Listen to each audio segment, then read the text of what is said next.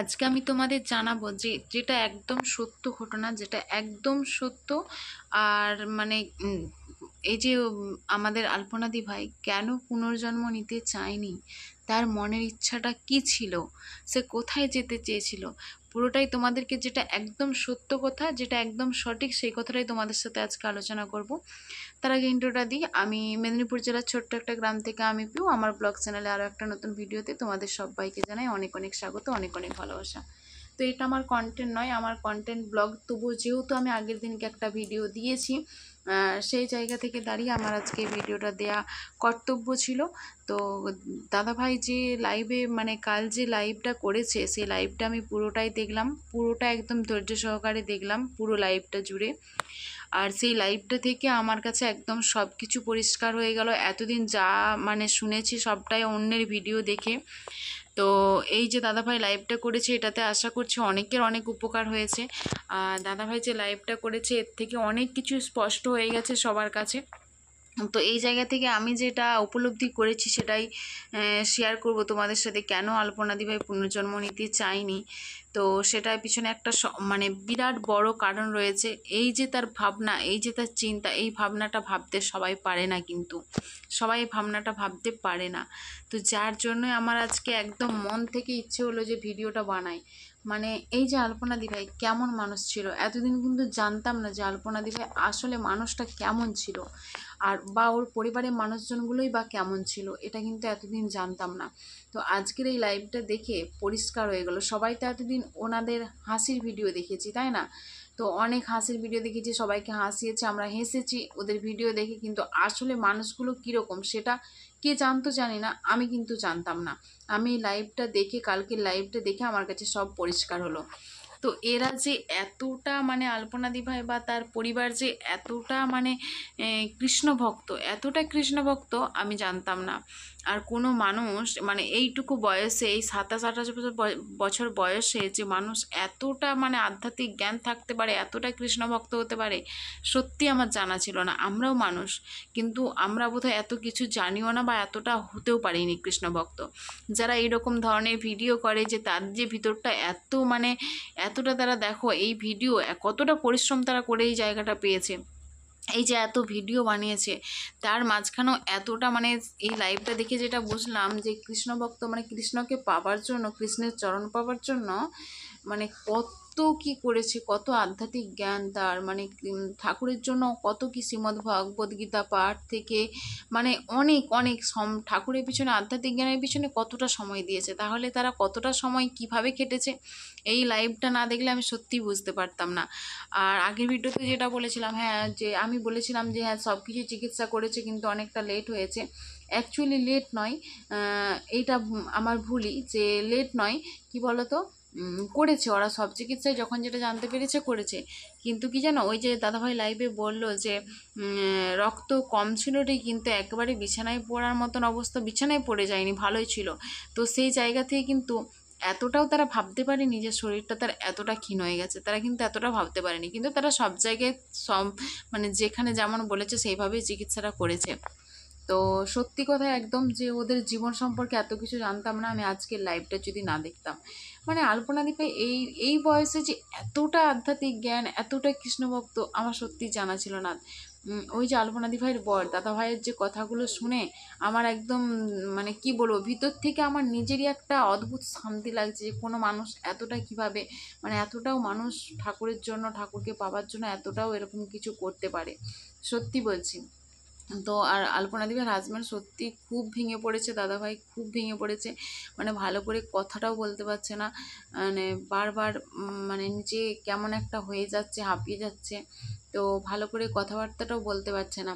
যেটুকু লাইভে দেখলাম সত্যি মানুষটা পুরো মর্মাহত। আর মায়ের কথা তো বলারই নেই না, মা, যারা মা তাদের ভিতর কি হয়, মা থাকায় সন্তান গেলে, তো সেটা তো মানে কাউকে বলে বোঝানোর ব্যাপার নয়, সবাই জানো এই বিষয়টা, যে সে মায়ের ভিতরটা কি হয়। আর সত্যি দাদাভাইকে দেখে বুঝলাম, আর দাদাভাইয়ের কথাবার্তা শুনেও বুঝলাম ওদের যে সম্পর্ক ছিল, মানে অতুলনীয়। বলছে ওনাদের মধ্যে সবসময় নাকি অন্য কোনো ধরনের গল্প নয়, আমরা যেমন ভাবো আমরা নানা রকম সাংসারিক আলোচনা করি, কিন্তু ওনাদের মধ্যে বলছে সাংসারিক আলোচনা নয়, সবসময় আলোচনা হতো আধ্যাত্মিক, আধ্যাত্মিক আলোচনা হতো।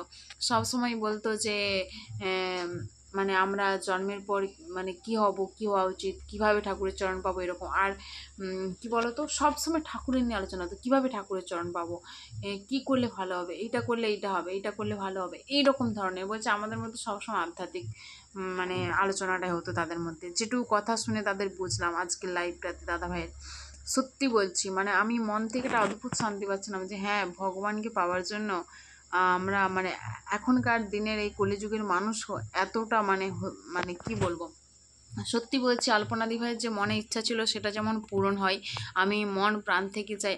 আর যেটা হচ্ছে বিষয়, সবাই ভিডিও করেছো যে আলপনাদি ভাই কী এমন দুঃখ কষ্ট পেয়েছিল যার জন্য পুনর্জন্মটাই চাইনি।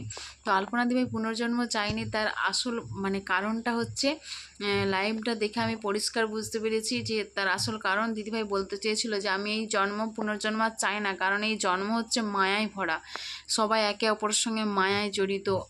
মানে জন্মালে আবার মরতে হবে, আবার একটা মায়ার বন্ধন তৈরি হবে, আবার আবার মৃত্যু হলে আবার জন্মাতে হবে, তার জন্য সে পুনর্জন্ম চায়নি, যে মায়ার বাঁধনে জড়াতে চায়নি, যার জন্য পুনর্জন্ম চায়নি। বলছে মানে মৃত্যু হলেই তো আবার জন্মাতে হবে, আবার জন্মালে আবার মৃত্যু হবে, একটা মায়ার কাটান মানে যারা যে অবস্থাটা এখন তাদের চলছে এরকম একটা সিচুয়েশান তৈরি হবে, যার জন্য চায়নি। দিদিভাই আলপনা দিদিভাই চেয়েছিল কৃষ্ণের চরণ পেতে, গোবিন্দ যেখানেই থাক আমি গোবিন্দর চরণে যেমন থাকতে পারি, এটা চেয়েছিল আলপনা দিদিভাই, পুনর্জন্ম চায়নি, এই গোবিন্দের কাছে যেতে চেয়েছিল। তো তার দিদিভাইয়ের মনের ইচ্ছাটা যেমন আমি ভগবানের কাছে প্রে করছি, এতটা যে যারা আধ্যাত্মিক জ্ঞান, এতটা যে কৃষ্ণকে নিয়ে থাকতো, কৃষ্ণ নাম করতো, এই এত ভিডিওর পিছনে মানে এত ভিডিওর মধ্যে থেকেও, তো আমি ঠাকুরের কাছে চাই যে মানে মন প্রাণ থেকে চাই ওনার আত্মার শান্তি কামনা করি। আর যে গোবিন্দের চরণ পেতে চেয়েছিল দিদিভাই, যেন গোবিন্দের চরণ পায়। এইটুকু বয়সে একটা এত সুন্দর হাসি খুশি ফুল ঝরে গেল, আমাদের কাছ থেকে চলে গেল, সত্যি এটা সারা জীবন মনে থাকবে। এদের ভিডিও দেখতাম ঠিকই, কিন্তু এদের লাইভ আর এদের যে মানে এতটা এরা এইরকম, সেটা আমি আজকের লাইভটা না দেখলে মানে একটু আমার ধারণাই হতো না যে এরা আসলে মানুষটা কীরকম। এরা আসলে আলপনা দিবাই, ওর মা আর ওনার হাজব্যান্ড ওর, তো আসলে এরা মানুষটা কেমন সেটা আমি আজকের লাইভটা না দেখলে জানতে পারতাম না, সত্যি বলছি। মানে আমি বারবার মানে কি বলবো সেটা নিজেই বুঝতে পারছি না, এদের এতটা জ্ঞান দেখে, এদের এতটা চলার পথটা আধ্যাত্মিক দেখে সত্যি বুঝতে পারছি না। আর আলপনা দিভাই এই জন্যই পুনর্জন্ম চাইনি, বারবার মায়ার বাঁধনে আলপনা দিভাই জড়াতে চাইনি, যার জন্য আলপনা দিভাই চেয়েছিল গোবিন্দের চরণ পেতে।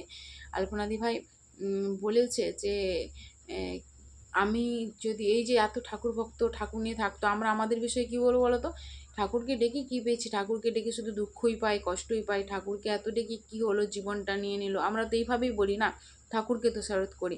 কিন্তু আলপনা দিভাই আগে থেকে বলেইছিল যে আমি বা আমাদের কারো যদি মৃত্যু হয় কৃষ্ণকে দোষী করো না, বলবে না যে কৃষ্ণ দোষী, কৃষ্ণ দোষী নয়, আমাদের এটুকুই পরমাই ছিল, এটাই। আর আলপনাদি ভাই দেখো ভগবান তার মুখ দিয়ে কীভাবেই আগে থেকেই কথাগুলো বলিয়ে দিত, যে মানে আগে থেকে কথাগুলো বলিয়ে দিয়েছিল তার জীবনে কি হতে চলেছে। দেখো আগে থেকে আলপনা দিভাই জানতে পেরেছিল, ভগবান জানিয়ে দিয়েছিল যে তার জীবনে কি হতে চলেছে, নয়তো এরকম কথাগুলো আগে থেকে কেন বলবে বলো। আমরা এই যে এরকম কথাগুলো আগে থেকে আলোচনা করি কখনো যে মৃত্যুর পর কি হব, কোথায় যাব, বা মৃত্যু হলে ভগবানকে দোষী করো না, এরকম কথাগুলো দেখো ভগবান তার মুখ দিয়ে বলেছিল, সে জানতে পেরে গিয়েছিল আগে থেকে যে সে মানে জানতে পেরে গিয়েছিল নয়, মানে ভগবান এইভাবেই তার মধ্য দিয়ে কথাগুলো বের করছিল। ভগবান জানতো যে ওর জীবন বেশি দিনের জন্য নয়, ভগবান তো জানে যে পরমাত্মা সে তো জানবেই না তার আত্মাটা সে কার মধ্যে কার আত্মা কতদিন রাখবে, তাই তো। আর দাদাভাই সত্যি দিদিভাইকে খুব ভালোবাসতো, নয়তো এতটা কতটা ভালোবাসা থাকলে নিজের বাবা মা নিজেদের ওদের অবস্থা মোটামুটি ভালো, ওইসব ছেড়েই ঘুরে ঘুরে এসে পড়ে থাকতো বলো। সত্যি আলপনা দিদিভাইকে ওর মাকে খুবই ভালোবাসে দাদাভাই। আর সবাইকে বলছি ওরা খুব মর্মাহত অবস্থায় আছে, কেউ এই অবস্থায় মানে খারাপ আর কিছু ভিডিও বানিও না। আর সবাই দিদিভাইয়ের আত্মার শান্তি কামনা করো, যা হবার তো হয়ে গেছে। আর সেই জায়গা থেকে আর মানে তো কিছু ফেরানোর নয়, যেহেতু আমি আগের দিনকে একটা ভিডিও করেছিলাম সেই জন্য আজকে আমি আবার এই ভিডিওটা করলাম। এই লাইভটা দেখে আমি নিজেকে আর মানে চুপ রাখতে পারছিলাম না, আমি না নিজে একটা মনে মনে একটা অদ্ভুত শান্তি পেয়েছি যে এইরকম ধরনের মানুষ এই কলিযুগে আছে, সত্যি বলছি।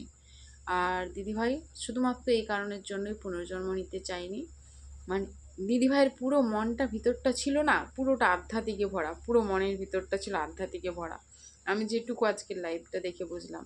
আর ওরা সত্যি কৃষ্ণ ভক্ত, সত্যিই কৃষ্ণ ভক্ত, মানে বলার কিছু নেই। মানে মানুষ সত্যি ওরা কৃষ্ণভক্ত, ওরা আসল মানুষটা কেমন আমি লাইভটা না দেখলে জানতে পারতাম না।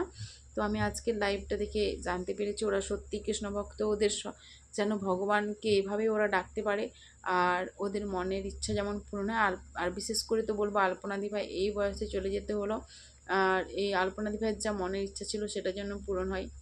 তো আর কিছু বলতে পারছি না। আমি আজকের এই লাইভটা দেখে সত্যি কোথাও এত কষ্টের মাঝখানেও একটু আনন্দ পেলাম, মানে একটা শান্তির অনুভূতি পেলাম। এত মানে এই যে আলপনাদি ভাই মানে অসময়ে চলে গেল, তার যে দুঃখটা, সেই জায়গা থেকে আজকের লাইভটা দেখে আমি অদ্ভুত শান্তি পেয়েছি। না, যতটুকু বয়স বেঁচে ছিল অনেক মহান কাজ করেছে, অনেক মহান কাজ করেছে দিভাই। অবশ্যই দিভাইয়ের আত্মার শান্তি হবে। তো আজকে আর কিছু বলছি না, আজকের মতো টাটা। সবাই তোমাদের মতামত আমার কমেন্ট বক্সে কমেন্ট করে জানিও যে আমি কতটা কি ঠিক বললাম, বা আমার আজকে ভিডিওটা বানানো উচিত হলো কি না। আর আমরা তো হতে পারিনি এতটা কৃষ্ণ ভক্ত, তো সেই জায়গা থেকে একটা শান্তি পেয়ে ভিডিওটা বানালাম। তো আজকের মতো টাটা।